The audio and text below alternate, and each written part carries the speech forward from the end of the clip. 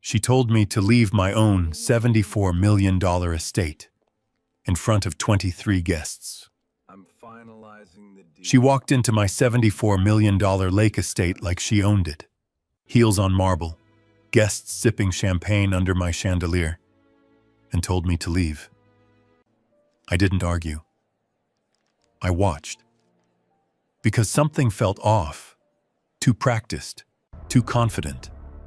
Like this wasn't the first time. If you've ever seen power built on a story instead of facts, stay with me and consider subscribing, because what happened next, you don't want to miss. The first time Denise Halbrook told me to leave my own estate, she did it like it was routine, like she'd said it 100 times before and no one had ever questioned her. Her heels struck the marble floor in sharp, deliberate steps, echoing through the foyer of Greyhaven. The sound cut through the low hum of conversation and glassware, drawing attention without her needing to raise her voice. 23 people stood scattered across the room.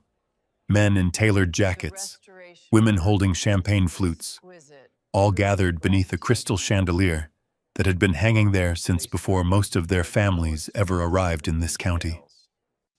I was standing near the library doorway with a dustcloth in one hand and a rolled architectural drawing in the other, an original restoration plan from 1927. I'd been reviewing that morning. I'd spent the last hour cleaning old shelving, getting a feel for the place before the next phase of repairs began. Then Denise walked in like none of that mattered. She didn't hesitate when she saw me, didn't slow down, didn't ask who I was. She just looked straight at me with a kind of polite certainty that only comes from someone who believes the room already belongs to them. "Sir," she said, her voice calm, controlled, just loud enough for the people nearby to hear. "The HOA reception begins in 30 minutes. You'll need to leave." There was no aggression in it, no raised tone. That's what made it land harder. For a second, I honestly thought she had the wrong house. I glanced past her, half expecting to see someone else she might be talking to. But no one stepped forward. No one corrected her. The guests nearby just watched, their conversations fading into that quiet curiosity people get when something doesn't feel right, but they don't want to be the first to say it. I set the drawing down on the side table. "Leave what?" I asked. She blinked once, like the question itself didn't make sense.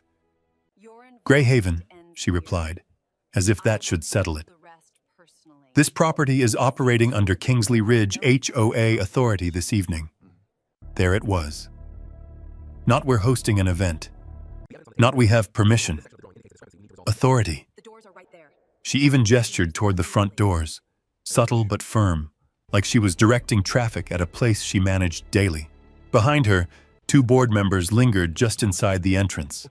Men I didn't recognize, both dressed like they belonged at the same kind of fundraiser this room was being prepared for.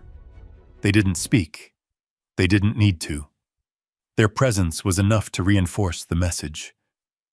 I nodded once, slow. "Interesting," I said. That was it. No argument. No raised voice, no correction. Because right then, arguing wouldn't have done anything. Not in that room, not in front of those people. What I was watching wasn't a mistake. It was something else. Denise Halbrook wasn't guessing. She wasn't testing a boundary. She was acting like this had already been settled long before I walked into the room. And that was the part that mattered. I picked up my phone, not even trying to hide it, and stepped slightly to the side. If she noticed, she didn't react. She had already turned her attention to the room, speaking quietly with one of the guests, as if the conversation with me was finished, like I'd already been handled. I opened a message thread and typed 4 words. She entered again today. Then I attached 3 still frames pulled from the interior cameras I'd installed the week after closing. Each image showed the same thing, different days, different times, same pattern. People entering the estate without authorization. Vendors, organizers, staff. Not random. organized. I sent the message to Rachel Whitaker. Then I slid the phone back into my pocket and looked around the room. The chandelier cast a soft, fractured light across polished marble. Someone laughed near the staircase. A waiter adjusted a tray near the dining room entrance. On the far wall, a temporary banner had been mounted. Subtle, but there. Greyhaven Community Heritage Reception. I hadn't approved that. I hadn't approved any of this. And yet it was happening like it had always been this way. Denise moved through the crowd easily, greeting people, shaking hands, accepting compliments. A few guests thanked her for preserving the estate, for keeping it accessible, for continuing the tradition. She didn't correct them. She didn't need to. Because in their minds, she wasn't taking something. She was protecting it. That's when the real question settled in. Not why she told me to leave, not even how she thought she could get away with it, but how long this had been going on before I ever stepped onto the property. How many events? How many guests? How many people had walked through these rooms believing they had a right to be here? I walked slowly toward the front windows, looking out over the lake. The water was still, reflecting the fading light. The dock sat exactly where the survey said it should. The boundaries hadn't moved. Nothing had changed. Except the story. And the story, apparently, had been running long enough that nobody in that room questioned it anymore. Behind me, I heard Denise's voice again, closer this time, speaking to someone just out of sight. "We've maintained access for years," she was saying. "The community relies on it. Maintained. Access, not ownership." That choice of words wasn't accidental. I didn't turn around. I just stood there for a moment, letting the pieces settle into place. Because confidence like hers doesn't come from guessing. It comes from repetition, from saying the same thing often enough that it stops sounding like a claim and starts sounding like a fact. And if that was true, then this didn't start tonight. It didn't even start with me. Which meant the real problem wasn't that Denise Halbrook thought she had authority. The real problem was that everyone else in that room believed her. I looked back toward the foyer, watching her move through the crowd like she belonged at the center of it. And for the first time since she walked in, I felt the tension shift. Not outward, inward. Because I wasn't dealing with someone making a mistake. I was dealing with someone who had built something, a version of reality that worked, as long as no one forced it to prove itself. The question was simple. Why did she sound so confident? And more importantly, what was she counting on me not doing? The answer didn't come from Denise. It came from everything else already in motion around her. I turned away from the window and walked back toward the foyer, moving slower this time, watching instead of reacting. A man near the staircase was explaining to someone how he'd attended a restoration dinner here 2 years ago. Another guest mentioned a wedding reception last spring. Someone else talked about a seasonal tour program for donors. They weren't guessing. They were remembering. That was the first real shift. This wasn't Denise inventing something on the spot. This was Denise continuing something that had already been happening. I stepped toward the long console table near the entrance, where a stack of printed programs had been set out for the evening. Clean paper, professional design, the kind of layout you don't get from a rushed job. I picked one up. Greyhaven Community Heritage Reception, preserving a shared legacy. No mention of ownership, no mention of permission. Just implication. I flipped it over. At the bottom, in smaller print, was a website address. I recognized it immediately. I'd seen it the week after closing. I slipped the program into my jacket pocket. Behind me, one of the board members finally approached. The older of the two Denise had brought with her. He gave me a polite nod, the kind you give someone you assume is temporary. "Evening," he said. "You'll want to clear out before the guest list fills in." Parking gets tight. Clear out. Same language, same tone. I looked at him for a moment. How long have you been hosting events here? He didn't hesitate. Years. Not a guess. Not an estimate. Years. Under whose authority? I asked. That's when I saw it. A flicker. Not doubt. Not fear. Just a brief pause where the answer should have been automatic. The association manages the property for community use, he said finally.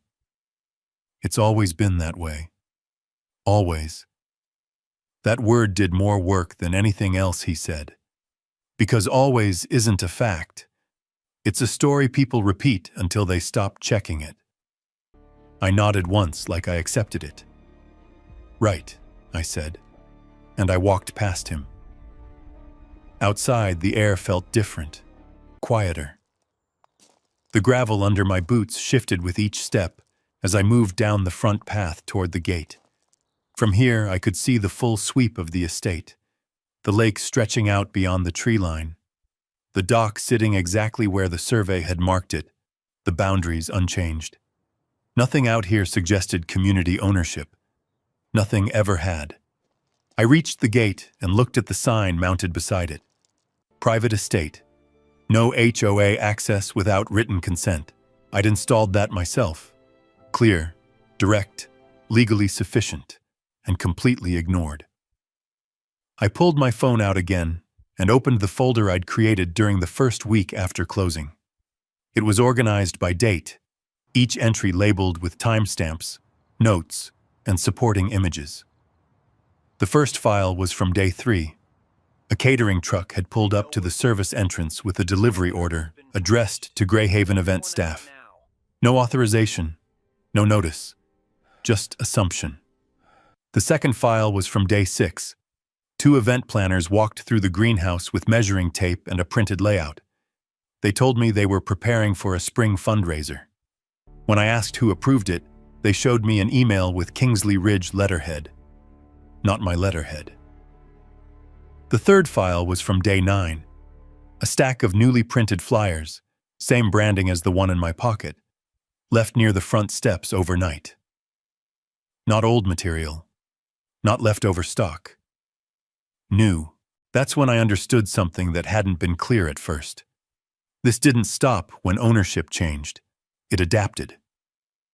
I scrolled through more entries, emails I'd archived, screenshots of the website before and after minor edits, event calendars that had quietly shifted language, from hosted by Greyhaven to hosted at Greyhaven. Small change. Big implication. The story wasn't static. It was being maintained. I stepped back from the gate and looked toward the house again. Through the tall front windows, I could see movement. Guests gathering, staff adjusting tables, Denise moving between groups like she belonged there. She wasn't reacting to me. She wasn't even watching me. Because from her perspective, there was nothing to react to. The system was already in place. People believed what they were seeing, and what they were seeing looked official. I walked back inside. This time I didn't go to the library. I moved through the main hall, past the dining room, into the ballroom. Staff were setting up glassware, aligning chairs, preparing for the reception. No one stopped me. No one questioned me. That told me something else. I wasn't the problem. I was the anomaly. Everyone else fit the story. I didn't. Near the far wall, I spotted a woman reviewing a clipboard. Event coordinator, based on the way she moved through the room. I stepped up beside her. Who scheduled this? I asked. She looked up, friendly but distracted. The HOA board. We've been working with them for weeks. Weeks, I repeated. She nodded. We've got 3 more events lined up after tonight. A donor brunch, a historical tour, and a private reception next month.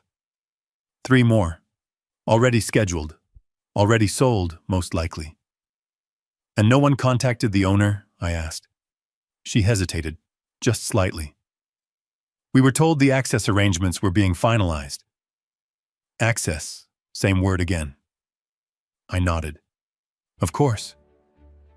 I stepped away before she could ask anything else. That was the second shift. This wasn't just about belief. It was about momentum. Events scheduled, money moving, vendors committed, guests invited. By the time anyone questioned ownership, too much would already be in motion to stop easily. That's what Denise was counting on. Not that she was right, but that stopping would be harder than continuing. I walked back toward the foyer where the crowd had grown thicker. Conversations were louder now, confidence rising as the room filled. People didn't act like they were stepping into someone else's property. They acted like they were returning to something familiar. That's when it clicked. Denise wasn't just managing events. She was managing expectation. And expectation, once it spreads, becomes its own kind of authority. I reached into my pocket and felt the folded program I'd taken from the table. Professional printing, clean messaging, carefully chosen language. This wasn't careless. This was deliberate, which meant one thing. If the records were clear, if the deed was filed, if the title report showed no HOA interest, then someone had made a decision, not to ignore the truth, but to work around it. I looked across the room at Denise again. She caught my eye for just a second, and she smiled. Not friendly, not welcoming, confident, like she knew exactly how this was going to play out. That was the moment the question changed. It wasn't just who was hiding the truth, it was who already knew it, and chose to keep the story going anyway. By the next morning, the reception had already done its job. Not because anything had been proven, but because nothing had been challenged. I stood in the library with the program from the night before laid flat on the desk, next to my phone and a growing list of notes, names, times, conversations. Every detail that had seemed small in the moment started lining up into something more structured. The story wasn't just being told, it was being reinforced. At 8:12 a.m., the first email came through. Subject line, "Protecting Greyhaven for our community." I didn't recognize the sender, but I didn't need to. The formatting matched the HOA distribution list I'd already flagged. Same header, same tone, same careful phrasing that avoided anything concrete. I opened it. Recent concerns have been raised regarding access to Greyhaven Estate. The Kingsley Ridge Board wants to assure residents that the property continues to serve as a valued community landmark while access arrangements are being reviewed. Access arrangements, not ownership, never ownership. I scrolled further. Events scheduled for the coming weeks will proceed as planned to maintain continuity for our donors and partners. There it was. Not just belief, commitment. They weren't slowing down. They were accelerating. I saved the email, archived a copy, then took a screenshot and added it to the file. That was the pattern. Everything they said sounded reasonable until you compared it to what they weren't saying. By mid-morning, the second wave hit. Social media posts, community pages lit up with photos from the reception, the chandelier, the ballroom, smiling faces with captions about preserving heritage and keeping Greyhaven alive for future generations. I recognized the angles, the lighting, even the placement of the banner in the background. That wasn't accidental. Someone had thought about how this would look, and more importantly, how it would be shared. I clicked through the comments. Thank you to the HOA for protecting this place. Glad we still have access. Would hate to see it go private. Private. That word showed up over and over again, like it was something new, like it hadn't always been that way. I set the phone down and leaned back in the chair, letting the pattern settle in. Denise wasn't arguing with me. She was building agreement around me, And once enough people agreed, the truth would feel like the exception, not the rule. That's when the door opened. Rachel Whitaker stepped in without knocking, carrying a leather folder and a look that told me she'd already started connecting the same dots. "You saw the email?" she asked. I nodded. "And the posts." She walked over to the desk and glanced at the program, the phone, the notes. "They're moving fast," she said. "They're moving publicly," I corrected. Rachel gave a slight nod. "Which is worse?" She opened the folder and pulled out a printed copy of the HOA's website, archived from the night before. I took it. The page was clean, professional, polished in a way that suggested it had been maintained for a long time. Greyhaven Community Heritage Venue. That was the headline. Below it, a calendar of upcoming events, not proposed, scheduled. Dates, times, guest limits, reservation links. And then, at the bottom, a section labeled Access Information. I read it twice. The Kingsley Ridge Board oversees access to Greyhaven in accordance with long-standing community agreements. Long-standing. Agreements. Plural. None of them defined. None of them referenced. I looked up. "They're not claiming ownership." "No," Rachel said. "They're doing something smarter." I already knew the answer. "They're claiming control." Rachel nodded once. Control without liability. Authority without documentation. That was the third shift.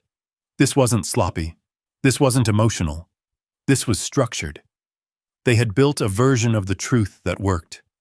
Legally vague, socially reinforced, and financially useful. And they had to have been running it long enough that no one questioned it anymore. I picked up the printed page again and flipped it over. "Where did this come from?" I asked. "Archived version from 2 weeks ago," Rachel said.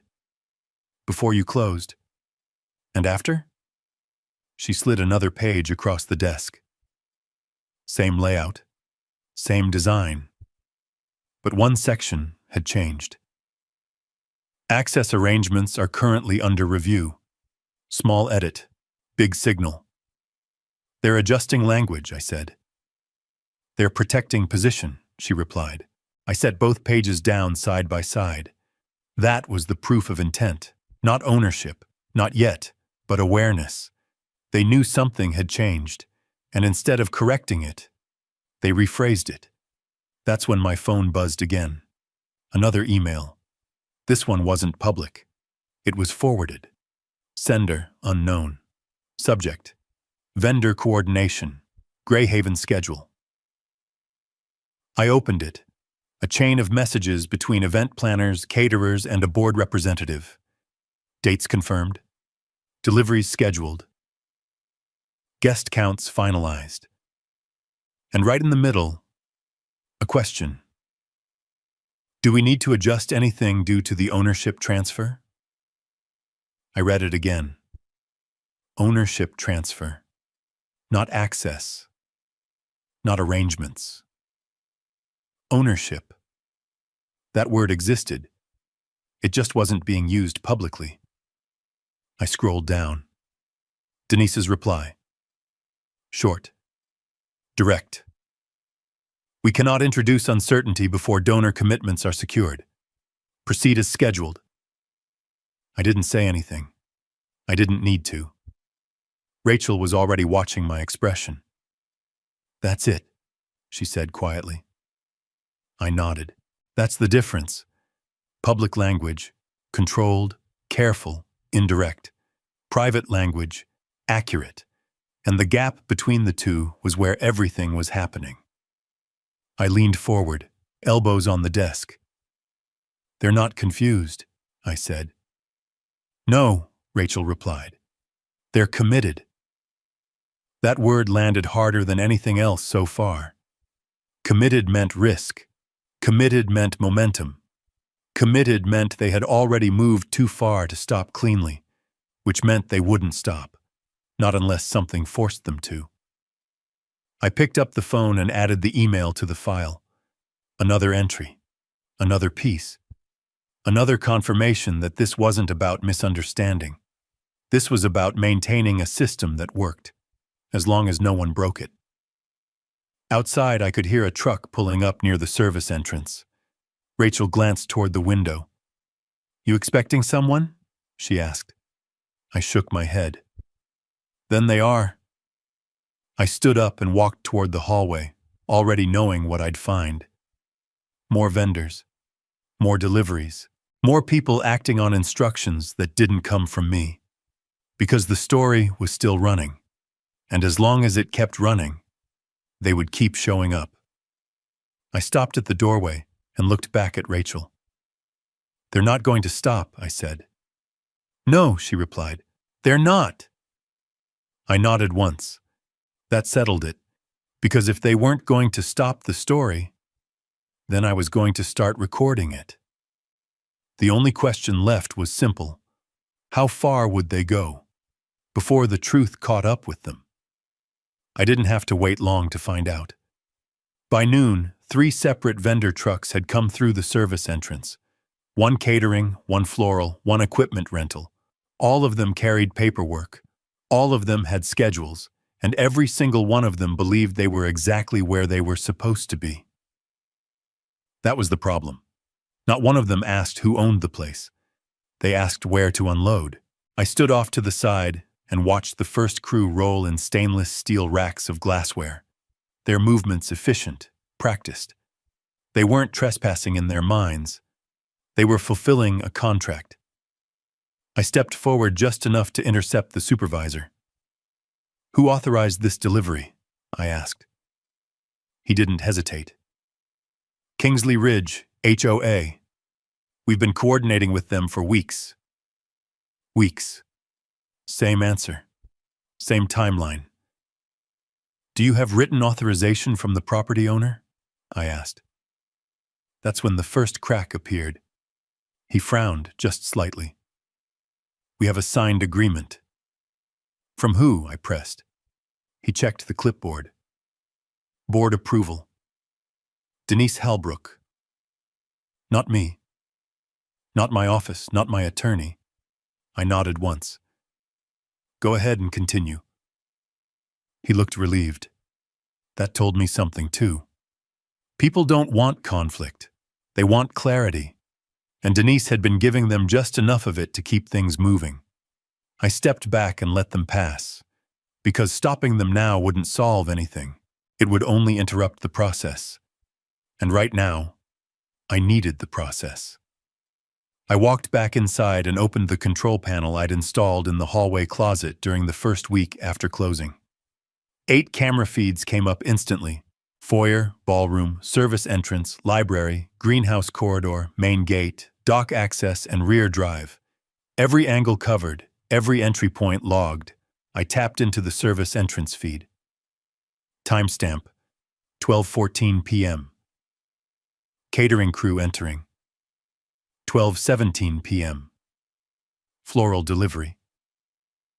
12:22 p.m. Rental equipment. Each frame captured clearly. Faces. Logos. Vehicle plates. I hit record on a secondary backup system. Redundancy mattered.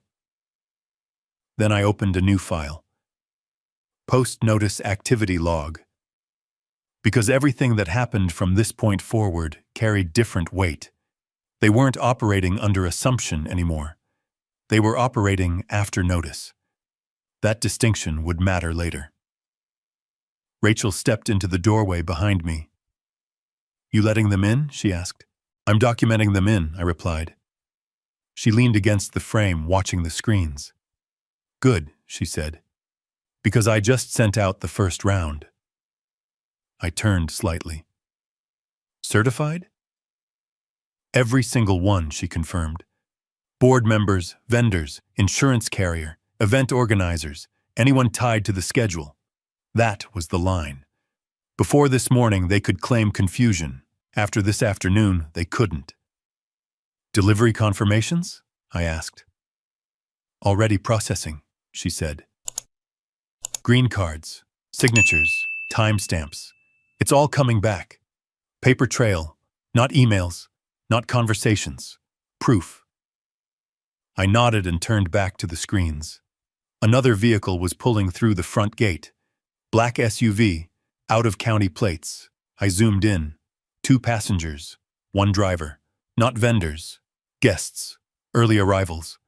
I watched as the gate opened, triggered by a code I hadn't issued. That was new. I pulled up the access logs. Entry code used 4729. Not mine. Not any code I'd authorized. I looked at Rachel. They've got gate access, I said. She didn't look surprised. Of course they do, she replied. They've been treating this place like it's theirs for years. You think they didn't keep the codes? That was the 4th shift. They weren't just telling the story. They were operating the infrastructure. I saved the entry log. Time, code, vehicle, another piece, another layer. By mid-afternoon, the estate was fully active. Staff moving through rooms, tables being set, lighting adjusted, music equipment tested. Everything looked legitimate. That was the danger. Because legitimacy isn't always legal. It's often just consistent. I walked back through the main hall, passing a group of event planners discussing seating arrangements. VIP donors near the front, one of them said. We want them close to the presentation. Presentation. That was new. I stopped. What presentation? I asked. The planner looked up. The Preservation Initiative.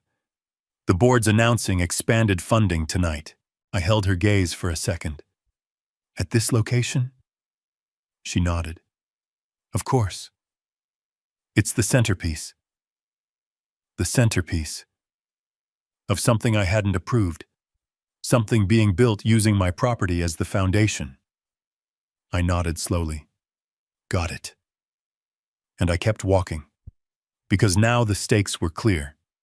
This wasn't just about access anymore. It was about money being committed publicly. Donors, announcements, future funding tied to this location. If tonight went through, it wouldn't just reinforce the story. It would lock it in. I stepped outside again, this time toward the lake. The water was still, reflecting the edge of the dock and the line of trees beyond it. Nothing about the land had changed, but everything about how it was being used had. I pulled out my phone and added another entry. 12:58 p.m. Presentation confirmed. Donor involvement. Financial escalation. I paused for a second, then added one more line. HOA, continuing operations after certified notice.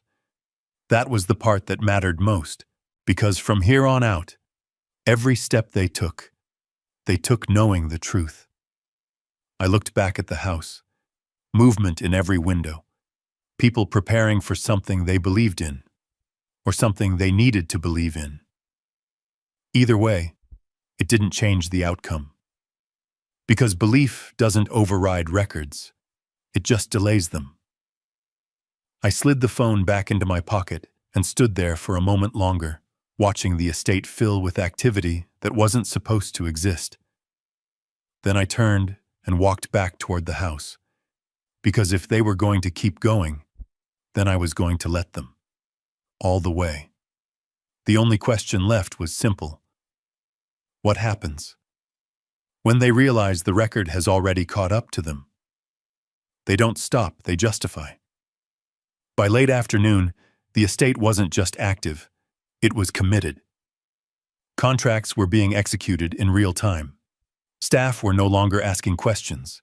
They were solving problems, adjusting timelines, coordinating deliveries, preparing for something that had already been sold.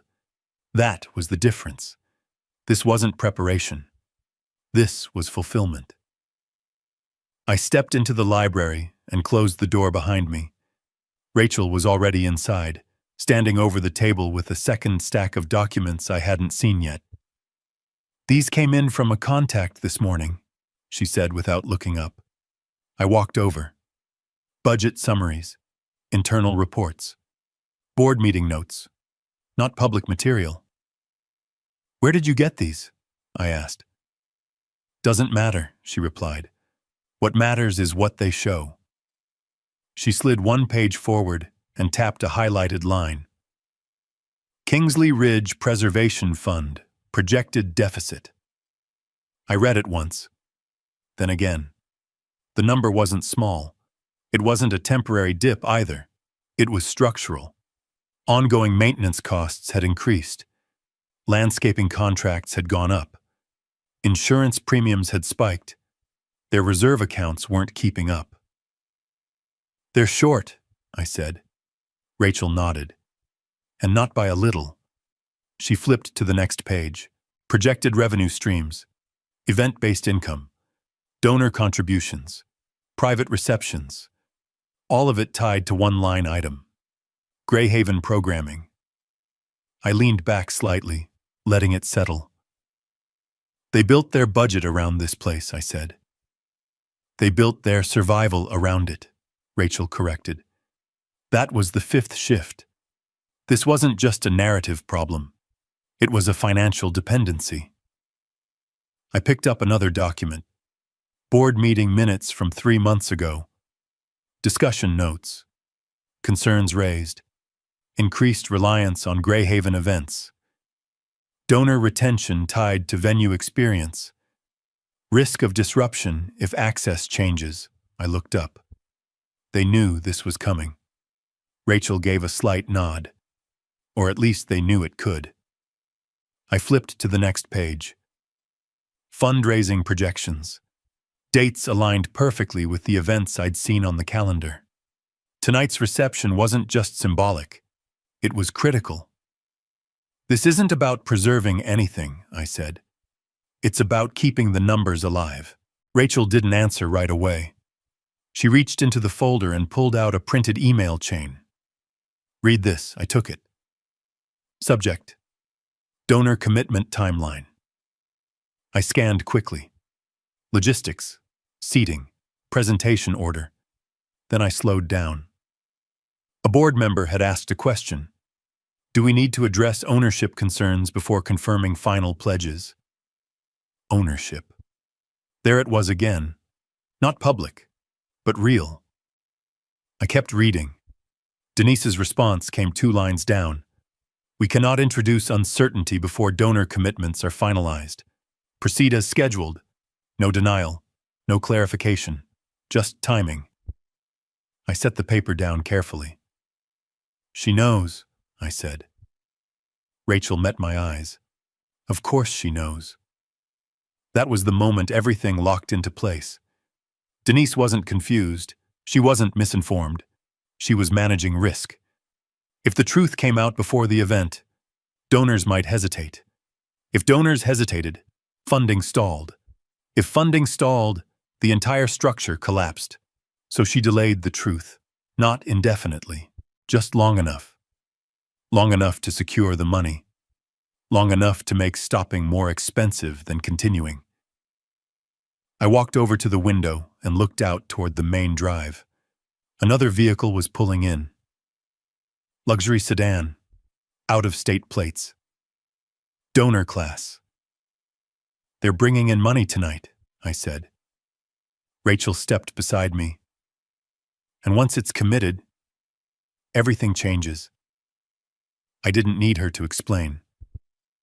Refunds, liability, public fallout. The deeper they went, the harder it would be to unwind. That's why they're not stopping, I said. Rachel nodded.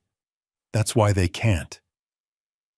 We stood there for a moment, watching the flow of cars increase. Everything was aligning. Events, documents, behavior.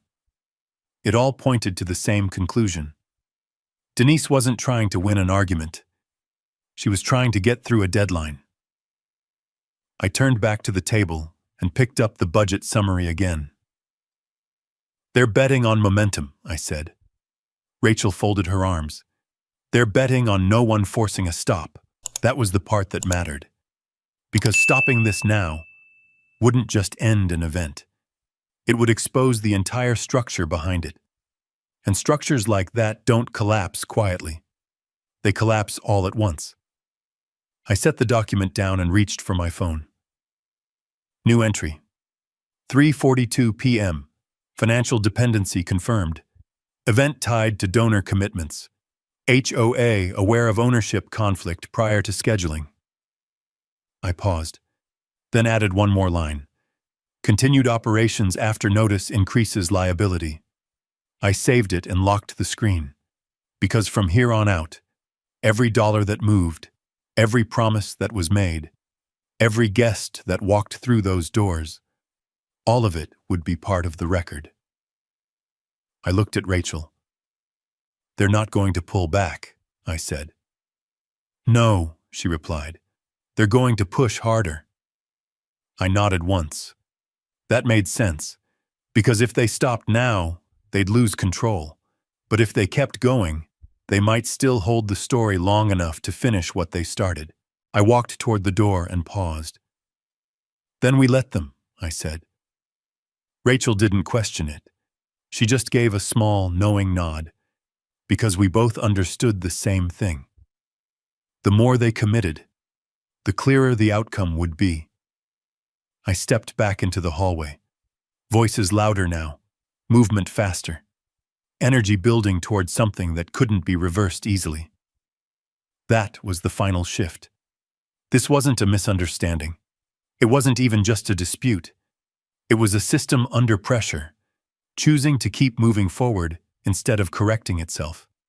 And systems like that don't stop on their own. They stop when something forces them to. The only question left was simple. How much were they willing to risk before that force showed up? By early evening, I had my answer. Everything. The driveway was full.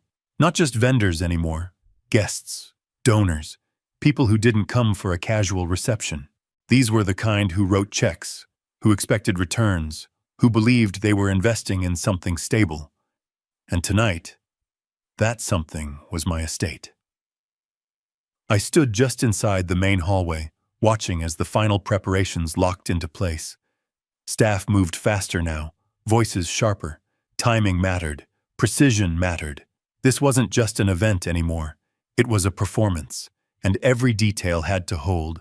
The banner from the night before had been replaced with something larger, more formal. Founders Reception. Kingsley Ridge Preservation Initiative. Preservation, that word again. I stepped closer and read the smaller text beneath it. Expanding community access. Securing the future of Greyhaven. Securing. Not maintaining. Not continuing. Securing. They weren't just hosting events anymore. They were trying to anchor something permanent. I turned as a group of guests entered through the front doors, greeted by volunteers with practiced smiles. Names checked, invitations verified. A photographer positioned near the staircase, capturing arrivals. Everything about it looked legitimate. That was the problem. Because the more legitimate it looked, the harder it would be to undo. Rachel stepped up beside me holding a tablet. They've confirmed 3 major donors, she said quietly. 6-figure commitments if tonight goes well. I nodded once. Of course they have. Because now it made sense. Why Denise didn't hesitate. Why she doubled down. Why she walked into my house and told me to leave like it was already decided. This wasn't about proving anything tonight. It was about locking something in before anyone could stop it. I looked out toward the foyer. Denise stood near the center of it, greeting guests one by one. Calm, polished, confident. No sign of pressure, no sign of doubt. Because from her perspective, everything was still working. I watched as she shook hands with a couple near the entrance, speaking with that same controlled tone I'd heard the night before. We've ensured continued access, she was saying. The board has taken every step necessary, Taken every step. That phrase lingered, because I knew exactly which steps she hadn't taken. She hadn't checked the deed. She hadn't checked the title report. Or maybe she had, and chose not to act on it. Rachel followed my line of sight. She's holding the room, she said. For now, I replied, because that was the truth. This entire structure, this event, this narrative, this confidence, it was all temporary, held together by timing, and timing was about to shift. A staff member approached Denise with a clipboard. She glanced at it, nodded, and moved toward the ballroom. That's the start, Rachel said. I checked my watch. 6:03 p.m. Right on schedule. We moved toward the library instead of following the crowd. Inside, the document cases sat exactly where we'd left them. 2 hard-shell carriers. Secured, organized, ready. Not dramatic, not visible, but definitive. Rachel set the tablet down and opened one of the cases. Final check, she said. I stepped beside her. Inside, everything was laid out in order. Certified deed, top slot. Title report, second. Parcel survey, tabbed and marked. Termination clause, highlighted. Email chain, printed and indexed. Entry logs, time-stamped and cross-referenced. Every piece aligned, no gaps, no assumptions, just records. I reached in and lifted the deed slightly, confirming the seal. County certified, filed, recorded, unquestionable. I set it back down. Once this opens, I said, there's no walking it back. Rachel didn't look up. They passed that point this afternoon. She was right. The moment they continued after notice, the outcome stopped being flexible. I closed the case. Then I heard it. Applause. Soft at first, then building. The kind of applause that signals the start of something formal. We stepped back into the hallway.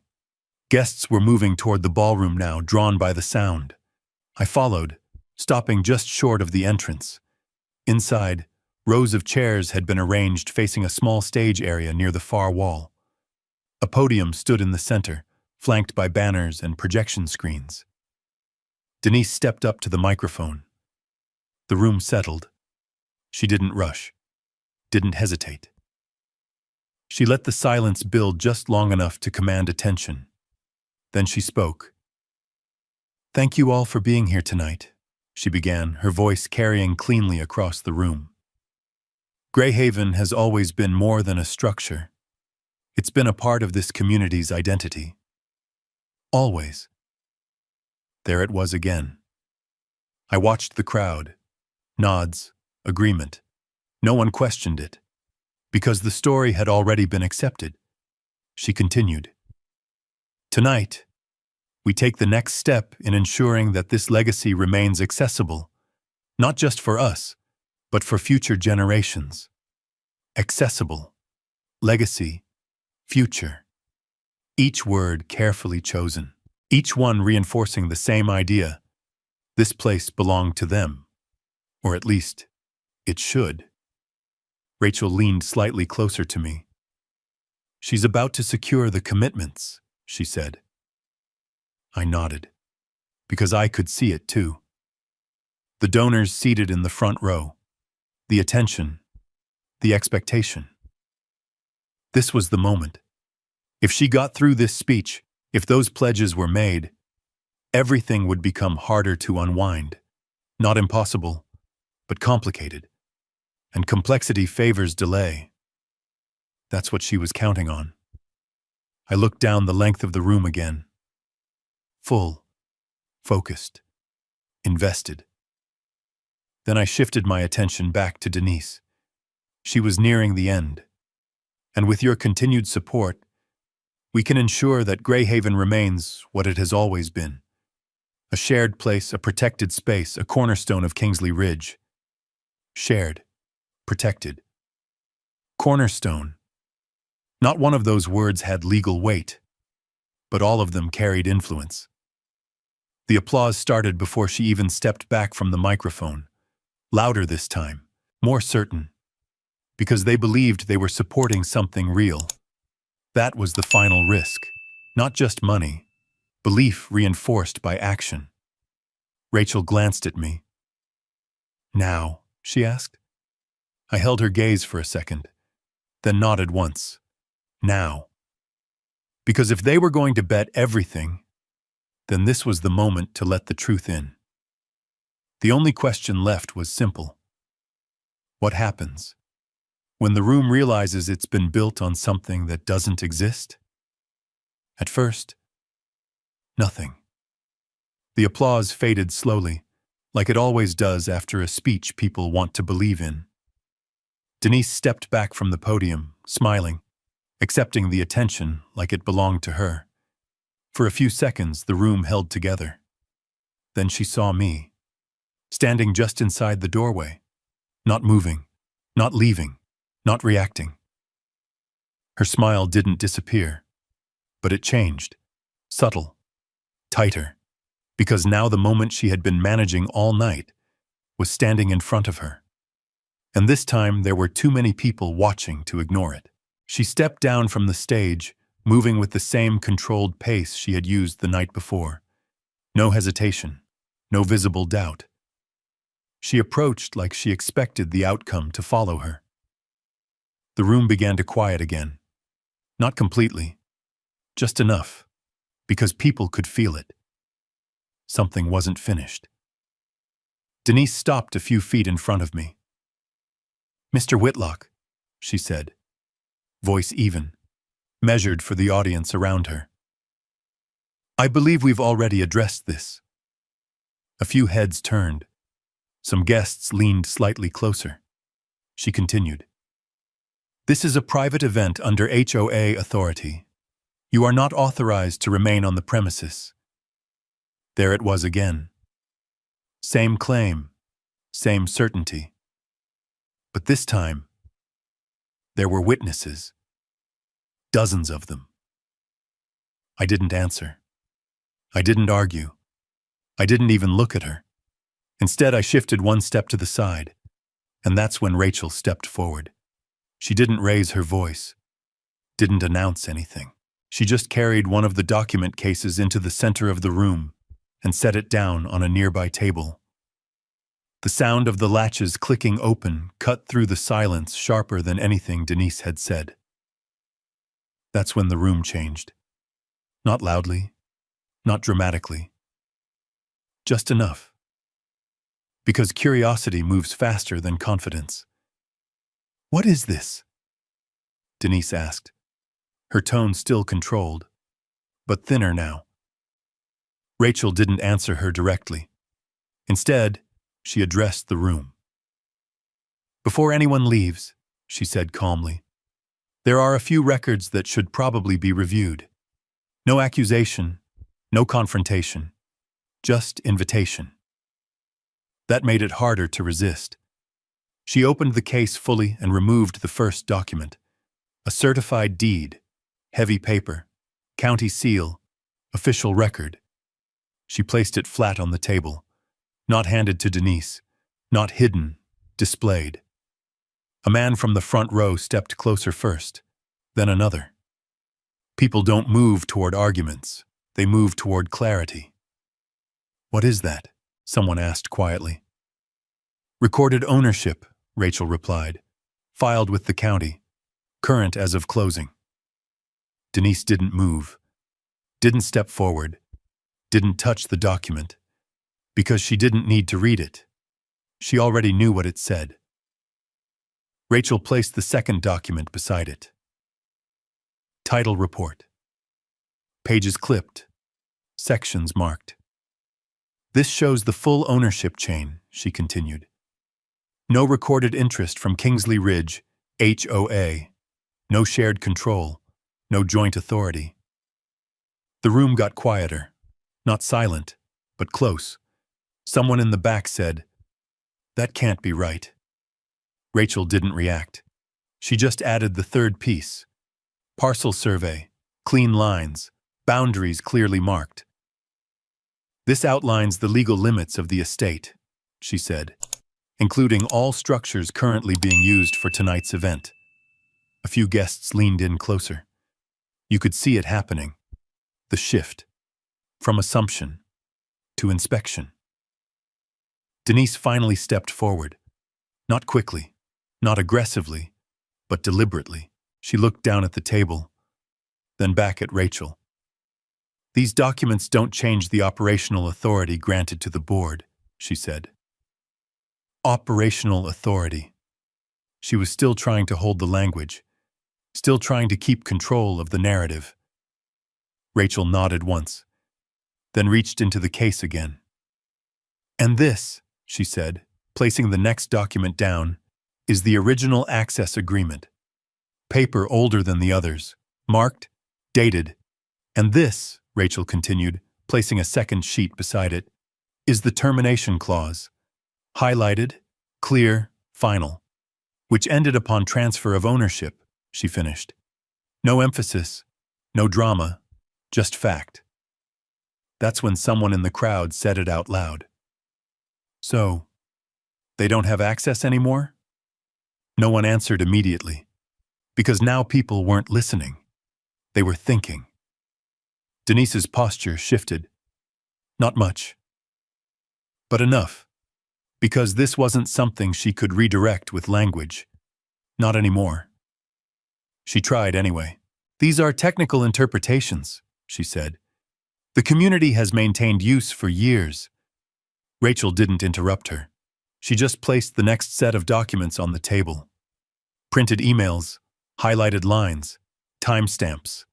"Internal correspondence," she said, referencing ownership transfer prior to scheduling. That landed harder, because it didn't just challenge the claim, it challenged the intent. Someone closer to the table picked up one of the pages and read silently, then looked up. "You knew?" they asked. Not to Rachel, to Denise. That's when the room stopped being hers, because questions had shifted direction. Denise didn't answer. She couldn't. Not without choosing between two problems: admitting knowledge or denying something that was now in print. Rachel added the final piece. Entry logs, dates, times, names. Records of continued activity after certified notice was delivered, she said. Certified notice. That phrase mattered, because now it wasn't about confusion. It was about continuation. The room went still. Not tense, not loud, just still. Because the story they had been standing inside was no longer holding. And for the first time all night, Denise didn't have anything new to say. I stayed where I was, silent, watching. Because this wasn't my moment to speak. It was theirs, to see, to understand, to realize that everything they had believed had been built on something that couldn't hold up under a single question. The only thing left now was for someone with authority to confirm it. The silence didn't last long, because silence like that, thick, uncertain, shifting, always draws attention from the people trained to respond to it. The front doors opened, not loudly, not dramatically, just enough for the movement to register. A deputy stepped inside first, uniform clean, posture steady, body camera already active. She paused just inside the entrance, scanning the room, not for tension, not for conflict, but for orientation. Where the issue was, where the control was. Her eyes landed on the table, then on the crowd gathered around it, then finally, on Denise. "Evening," the deputy said, calm, neutral. "We received a call regarding a property dispute." That word landed clean.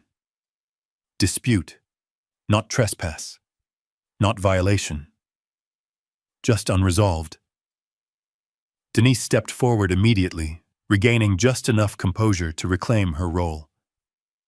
"Yes, deputy," she said, voice controlled again, but tighter now. We have an individual refusing to leave HOA-controlled property during a private event. She didn't point at me. She didn't need to. The structure of her statement did it for her. The deputy nodded once, then looked past her. "Who's the property owner?" she asked. No hesitation, no assumption, just process. Rachel stepped forward. "That would be Mr. Whitlock," she said, indicating me with a small, precise gesture. The deputy turned toward me. "Do you have documentation?" she asked. I didn't answer. I didn't need to. Rachel already had the first document in hand. She passed the certified deed across the table. The deputy took it. Didn't rush. Didn't skim. She read. Top to bottom. Her eyes moved across the page, stopping at the county seal, the recording number, the legal description. Then she flipped it over, checked the back, verified the stamp. She didn't say anything, just nodded once to herself. Then she looked at Denise. "Do you have documentation showing HOA ownership?" she asked. "Ownership, not access, not authority. Ownership." Denise held her ground. "We have board authorization and long-standing operational control," she said. The deputy didn't react to the phrasing. "Do you have a recorded deed?" she asked. No emphasis, no pressure, just the question that mattered. Denise didn't answer immediately, because there wasn't one. Rachel placed the title report on the table. "Full ownership chain," she said. "No recorded HOA interest." The deputy picked it up, flipped through, stopped at the summary page, then looked back at Denise. "No recorded interest listed," she confirmed. The room shifted again, not emotionally, structurally. Because now the conversation wasn't between two sides. It was between records, and records don't negotiate. A man near the front spoke up. "But they've been using this place for years," he said. The deputy glanced at him briefly. "That doesn't establish ownership," she replied. "Simple, direct, final." Rachel placed the parcel survey next. The deputy examined it carefully. Finger tracing boundary lines, stopping at the structures, the ballroom, the foyer, the dock. "All of this falls within the same parcel?" she asked. "Yes," Rachel replied. The deputy nodded. Then Denise stepped in again. "This is being misrepresented," she said, her voice sharper now. "The HOA has maintained access under community agreements." Rachel didn't interrupt. She just placed the termination clause on the table. The deputy picked it up, read, paused, read again, then looked up. "This agreement ended upon transfer of ownership," she said. Not a question, a statement. That was the moment the room stopped trying to reconcile both sides, because there was no longer anything to reconcile. The agreement existed, and it had ended. Denise's posture shifted again. Less control now, more calculation. She changed direction. "This is still a civil matter," she said. "We are operating under established community expectations." The deputy held up a hand. Not aggressive, just enough. "I understand," she said. "But right now, I need to determine who has legal right to occupy the property." She turned back to the table. Rachel placed the final set of documents down. Emails, highlighted, time-stamped. The deputy skimmed quickly, then stopped, focused. She read one line again. "We cannot introduce uncertainty before donor commitments are finalized." She looked up. "At this point, it appears there was prior knowledge of ownership transfer," she said. "No accusation, just recognition, and that was enough. Because now it wasn't just about what was happening. It was about what had been known before it happened." The deputy set the papers down, then turned fully toward Denise. "Ma'am," she said, calm but firm, based on the documentation presented, "Mr. Whitlock is the legal owner of this property." No one spoke. No one moved. The words didn't need repetition. They carried. Across the room, through the crowd, into every conversation that had taken place before this moment. Denise didn't respond. Not immediately. Because there wasn't a version of this where she could redirect it anymore. The deputy continued. "Any activities taking place here without the owner's consent need to stop." There it was. Not a suggestion, not a negotiation, a directive. The room didn't react all at once. It unraveled, slowly. Guests stepping back, vendors looking at each other, staff lowering their hands. Because once authority shifts, everything else follows. I didn't say anything. I didn't need to, because the only voice that mattered in that moment was the one that had just confirmed it. The only question left now was simple. What happens next? When everything they built has to come down, it doesn't collapse all at once. It comes apart in pieces. First, the sound. Conversations dropped into low murmurs. Not panic, not outrage, just quiet recalculation. People stepping back from the table, looking at the documents again, this time not as information, but as correction. Then movement. A caterer near the back lowered a tray slowly, like he was waiting for someone to tell him what to do next. No one did. A vendor near the service door checked her phone, then looked toward the exit. Two volunteers near the staircase exchanged a glance and started pulling down the signage without being told. That's how you knew it was over. Not because someone announced it, but because people stopped pretending it wasn't. Denise stood where she was, still in the center of the room, still in front of everyone, but no longer holding it. The deputy turned slightly, scanning the room again, this time not for conflict, but for compliance. "Ma'am," she said, addressing Denise directly, "I need you to instruct your staff and guests to clear the property. No escalation, no threat, just the next step." Denise didn't respond immediately. Her eyes moved across the room, tracking the changes. The guests pulling back, the documents still laid out, the absence of support. Because that's what had shifted the most. Not the law, not the facts. The support. A few minutes ago, the room had been hers. Now it was neutral. And neutrality doesn't hold a position. It lets it fall. "This is unnecessary," she said finally, her voice controlled, but thinner now. "We're in the middle of a scheduled event." The deputy didn't move. "The property owner has not authorized this event," she replied. "That makes continued operation a problem. A problem. Not yet a violation. But close." Denise exhaled once, steadying herself. Then she pivoted. "You're misunderstanding the situation," she said. "This has been a community facility for years. There are expectations." The deputy cut in, not sharply, but firmly enough to stop the sentence. "I'm not here for expectations," she said. "I'm here for legal authority." That was the line. Clear, unavoidable, and Denise had nothing left to put against it. For a moment, she said nothing. Then she looked at the board members behind her. Neither of them stepped forward. Neither of them spoke. Because they couldn't. Not with the documents on the table. Not with the deputy standing there. That was the moment it flipped completely. Because power, once unsupported, doesn't fade. It drops. Denise turned back to the room. And for the first time, she didn't have a statement. She had a decision.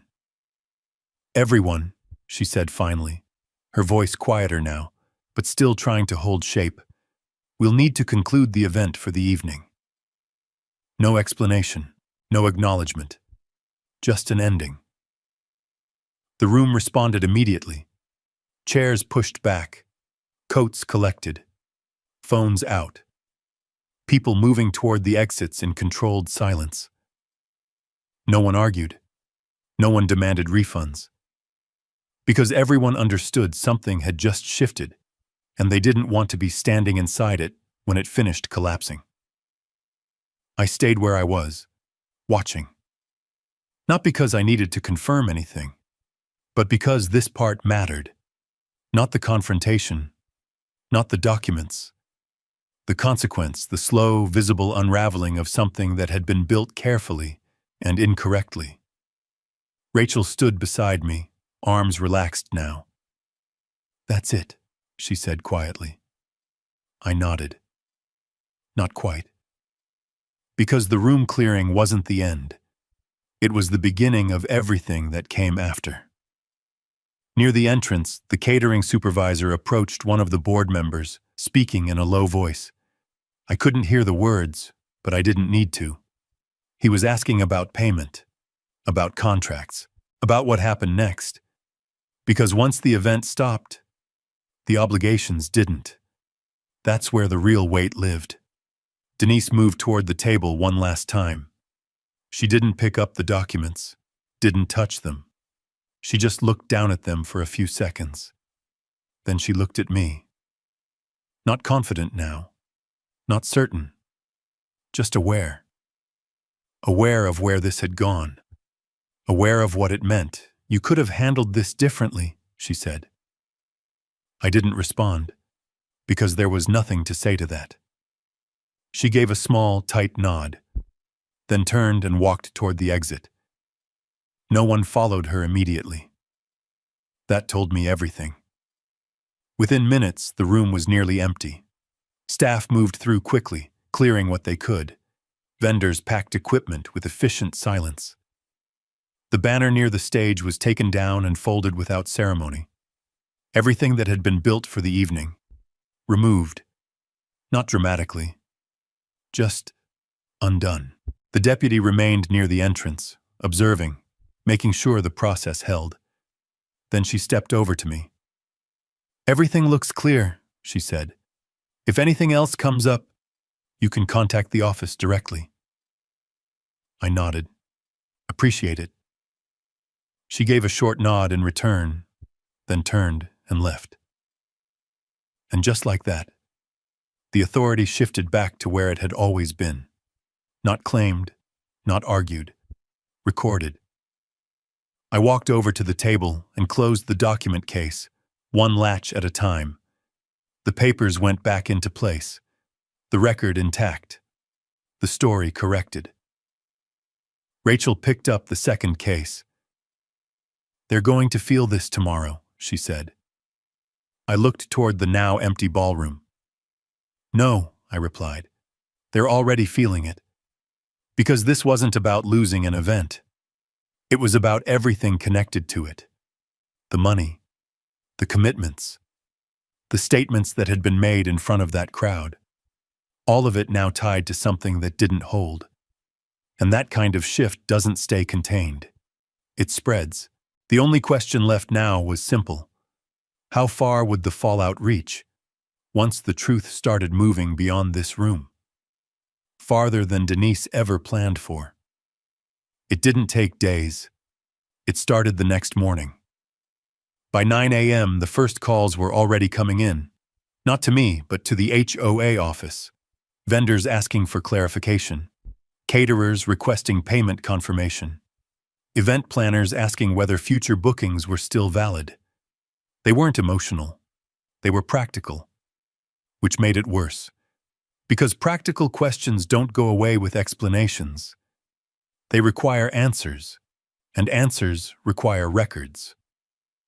Rachel sat across from me in the library, phone on the table, call log already stacking. "They've got 3 major refund requests filed," she said. 2 vendors pulled out of upcoming events. Insurance flagged the entire calendar. I nodded. That was fast. "They had documentation," she said. "So did we." That was the difference. The story moved quickly, but the record moved faster. By noon, a formal notice had been issued. Not from me. From the court. Temporary injunction. Clear. Direct. Kingsley Ridge HOA was prohibited from advertising Greyhaven as community property, hosting or scheduling events on the estate, collecting funds tied to its use, representing any form of ownership or operational control. No interpretation needed. No room for language. Just restriction. I read through it once, then set it down. "They're done," I said. Rachel shook her head slightly. "They're stopped," she corrected. "Now comes the part that costs them." That started the same afternoon. Refund processing, donor disclosures, financial review.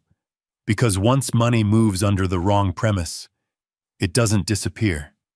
It has to be accounted for. By the end of the week, independent auditors were involved. Not by choice. By requirement. The same documents that had ended the event now defined the investigation. Emails, invoices, payment records. Every transaction tied back to Greyhaven. Every decision linked to Denise's timeline. And every step measured against one question. What did they know? And when did they know it? The answer was already in the file, which made the outcome predictable. Residents were notified next, not through social media, not through newsletters, through formal disclosure. Every household in Kingsley Ridge received the same document: ownership status, timeline of events, correction of prior claims, no spin, no language management, just fact. I saw one of the letters myself when a neighbor brought it by the gate. She stood there for a moment, holding it like it weighed more than paper should. "We didn't know," she said. I nodded. "I know." That was the part I understood. Most of them weren't part of the decision. They were part of the story. And stories, once repeated enough, stop sounding like stories. Board meetings followed. Not the kind Denise used to run. Different tone, different structure. Recorded, reviewed, challenged. The same people who had sat quietly before now asked questions, real ones. Why weren't we told about the ownership transfer? Why were events scheduled after notice? Who approved the continued use? There weren't good answers, because good answers require good records, and those records didn't exist. What did exist was proof. Denise attended the first meeting, sat at the front, tried to speak, but the room didn't move with her anymore. That was gone. Authority, once broken, doesn't rebuild on the same foundation. It shifts, or it disappears. Within 2 weeks, a vote was called. Not dramatic, not public, just procedural. Denise Halbrook was removed as HOA president. No speeches, no defense, just numbers, majority, final. New policies followed. Verification requirements, independent review of major decisions, restrictions on board authority without documented support. Safeguards, all built from one lesson. Don't operate on assumption, because assumption doesn't hold up. Back at Greyhaven, the changes were simpler, physical, immediate.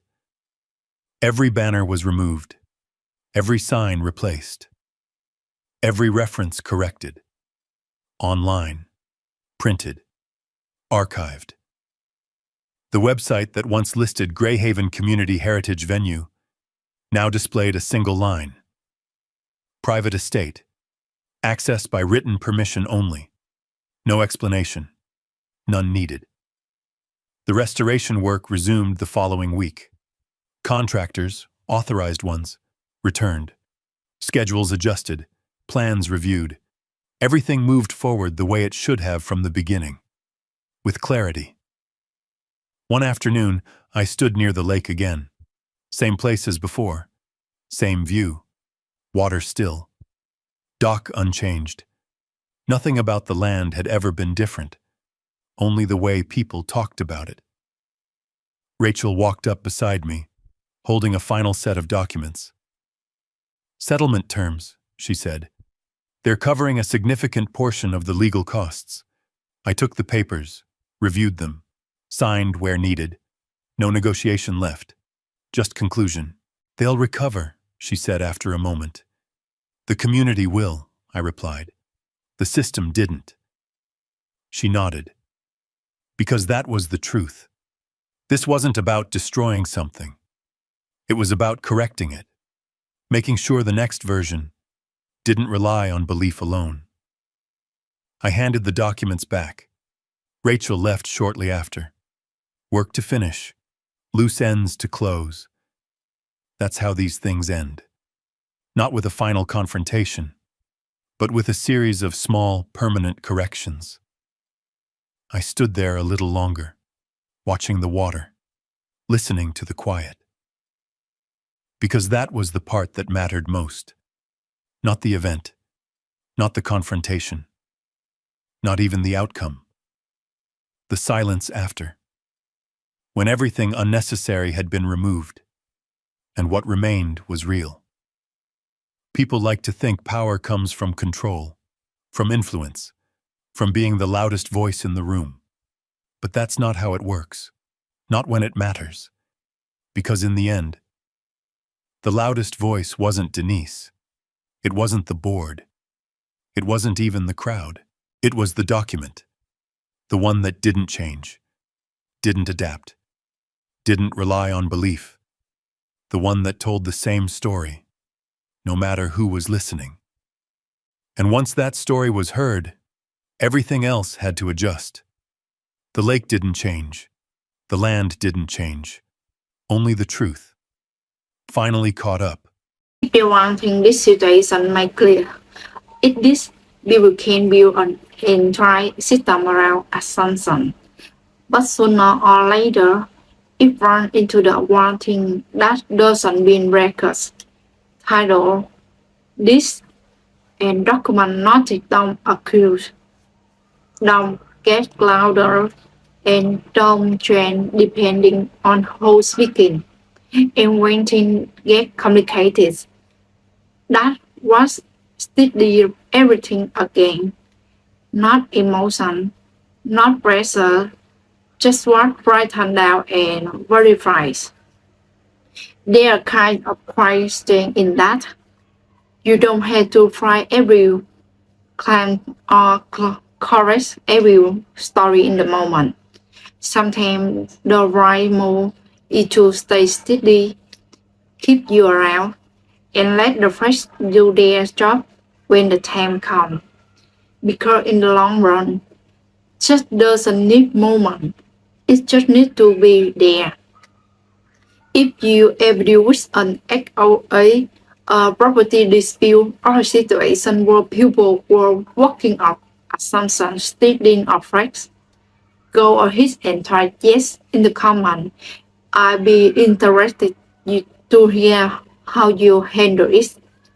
And if you appreciate a story like this about standing your ground, staying blatant, and letting things play out the right way, consider surprising.